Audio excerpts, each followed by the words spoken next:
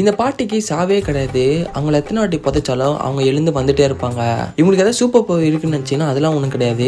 இவங்களோட பேரனை பார்க்காத ஒரு நிறைவேறாத ஆசை இருக்கு, அதை பூர்த்தி செய்யணும்னு சொல்லிட்டு இவங்க வந்துட்டே இருப்பாங்க. அந்த பாட்டி ஒரு நாள் கேன்சர்னால இறந்து போயிடுறாங்க. அவங்களை அடக்கம் பண்ண அந்த சவப்பட்டிலேருந்து அவங்க எழுந்து வந்துடுறாங்க. சவப்பட்டிலேருந்து வெளியே வந்த உடனே ஒரு மின்னல் தாக்கி பாட்டி மறுபடியும் இறந்து போயிடுறாங்க. ஆனா பாட்டி தான் ஒன்றும் ஆகாதுல, திருப்பி எழுந்து வந்துடுறாங்க. அடுத்த வாட்டி ஒரு பஸ்ல ஏறி தன்னோட பேரனை பார்க்கலாம்னு சொல்லிட்டு போறாங்க. ஆனா பஸ்ல இவங்க ஏறுவாங்கன்னு பார்த்தா பஸ் இவங்க ஏறி இவங்க காலியாயிடுறாங்க. மறுபடியும் எழுந்து வராங்க.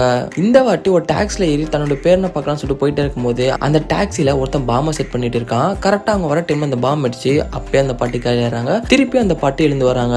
இந்த வாட்டி நம்ம நடந்து போயிடலான்னு சொல்லிட்டு நடந்து போயிட்டு இருக்காங்க. அவங்க போயிட்டே இருக்கும்போது மேல இருந்து சில பியானோ கேஸ் எல்லாம் கீழே விழுது. இதே அப்புறம் இங்க வச்சுன்னு சொல்லிட்டு மேல பார்த்தா ஒரு பியானோ அவங்க தலையில விழுந்து அப்பயே காலியாயிடுறாங்க. மறுபடியும் அவங்க சவப்பட்டு இருந்து எழுந்து வராங்க. இந்த வாட்டி நம்மளே ஒரு காரை வாங்கிட்டு நம்ம பேரனை பார்க்க போயிடலாம்னு சொல்லிட்டு பேங்க்ல காசு எடுக்கலாம்னு சொல்லிட்டு போறாங்க. அங்க பேங்க் போன டைம்ல சில கடத்தல் கும்பல் வந்து பணத்தை கொள்ளடிச்சிட்டு இருக்காங்க. இந்த பாட்டி உள்ள வந்த உடனே அவங்கள கண்ணால ஷூட் பண்ணிடுறாங்க. மறுபடியும் முதல்ல இருந்து